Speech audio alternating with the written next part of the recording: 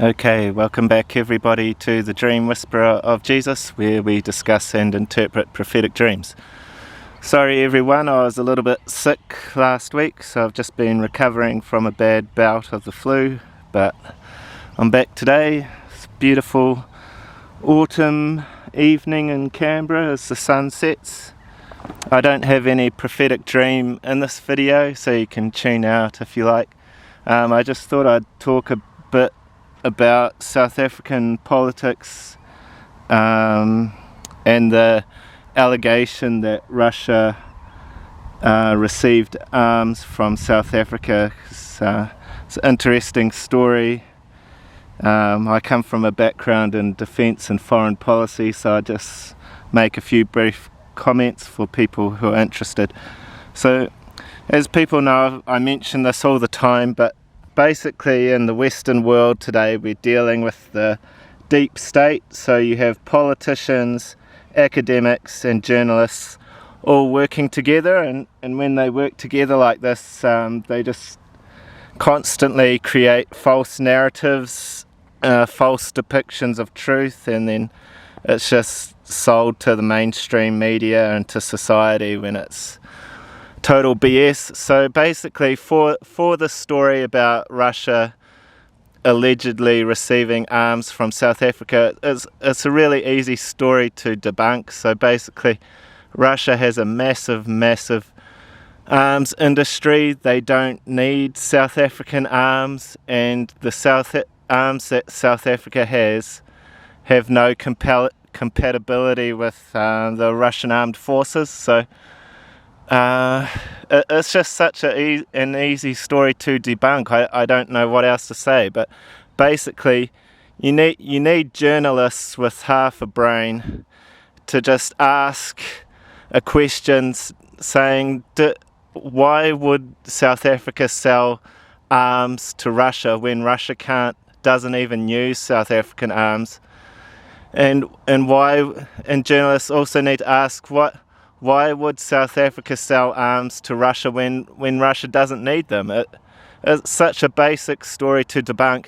And then you come to a second level of the deep state, which is academics.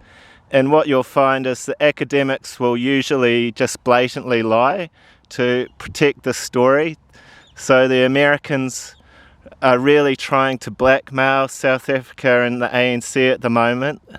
And so they'll just have journalists, academics working together to create a false narrative, false story, has absolutely no truth, but because the academics are working with the deep state, journalists work with the deep state, so the story, even though it's incredibly easy to debunk, it just gets a life of its own. So that just shows you a little snapshot of how the deep state works. So basically the Americans are trying to blackmail South Africa into trying to arrest Putin for the G20 meeting, is it, at the end of the year. So I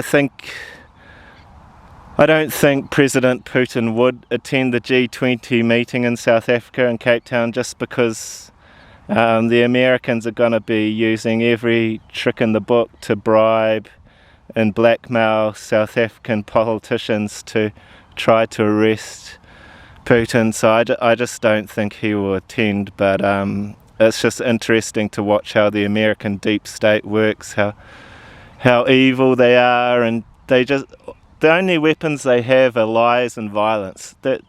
That's all that America has these days. It's so sad.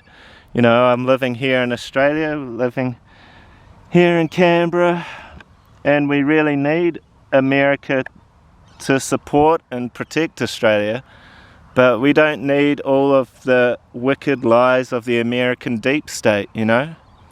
America doesn't have to go around using blackmail and violence to get what it wants on the international stage. It can just use truth, but it always uses lies.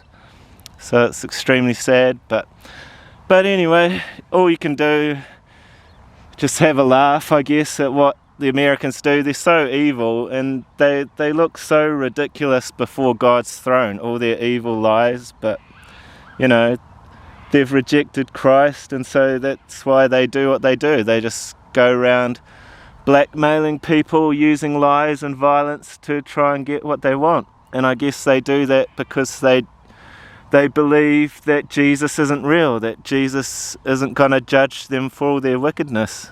So anyway, thank you, brothers and sisters in Christ, for listening. I hope everything's going okay in South Africa. I do have one or two more dreams about South Africa, but I'm just going to keep them to myself at the moment. But I'll just keep South Africa in my thoughts and prayers, and hopefully this winter isn't too bad, and all the problems at Eskom can get sorted out, hopefully. Okay, God bless you, brothers and sisters in Christ. Bye bye.